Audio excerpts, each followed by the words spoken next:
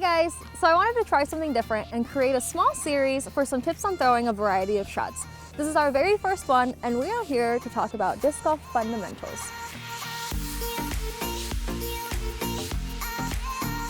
I start reading something and then I want to talk about it more, and then I talk about it more, and then I lose where it's going. Yeah, you can keep going the other way. Okay.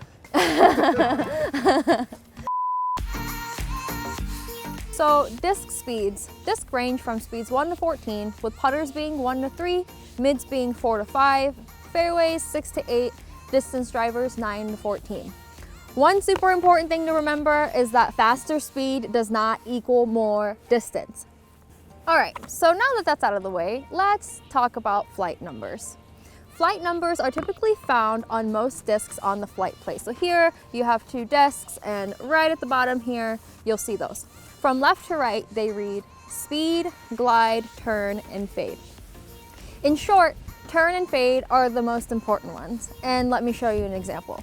The Leopard has a -2 turn and a 1 fade. So if you try to imagine it in your head, if you think of an imaginary clock, the top is going to be 0, and then your turn is going to be how many ticks it goes over to the right. The fade is how many ticks it comes over to the left. So if we're at 0, the Leopard is a -2. So it's going to go 1, 2, and then it's going to fade back 1. So essentially, at the end of the flight, it's going to be right of 0. Now, if you look at the Sidewinder, it is a -3, 1. So it's going to be kind of similar to a Leopard, where it's going to go 1, 2, 3, and it's going to come back 1. So again, it still finishes on the right side of 0. That's where the understable discs are supposed to finish to the right side of 0. More stable discs are supposed to finish on the left side of 0. So like I think a Thunderbird, for example, would be a 0, 2. So there, it wouldn't have any turn, and then it would finish 2. So you're finishing on the left side of 0. Most flight patterns are shown on the disc manufacturer's website if you ever want to go check that out. So getting into some vocabulary, some key words. The word stable actually means neutral. Overstable has harder fade, so for right-hand backhand, it's going to go more left. Understable, like we talked about the Sidewinder, is actually going to finish more right. So those are the discs that are meant to go that way. Disc angles. A hyzer is a disc angle that's tilted left, and so therefore it should finish left. Flat is flat, and an anhyzer is where the disc angle is tilted right. Some quick tips. Starting out, learning how to throw slower, more neutral discs until you can consistently throw them straight. Super important. If you're throwing a slow enough disc, you shouldn't have a lot of dump at the end of the flight.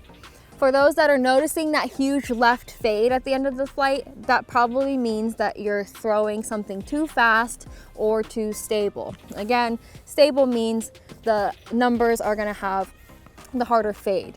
Don't carry too many molds, and stop changing your molds out. It's critical to learn how your discs fly on every angle that we discussed: hyzer, flat, and anhyzer. Study the flight so your future self is never guessing what your disc is going to do when you throw it in the course. I recommend that you record yourself and critique yourself. Form is the first thing that you should try to master before trying to throw anything crazy. Perfect form should be smooth and effortless. It shouldn't ever feel like you're trying so hard, unless you're trying to smash one, but that also shouldn't be the case for you until you learn how to throw properly. Remember that your power is generated from the ground up, so your legs and hips should be involved.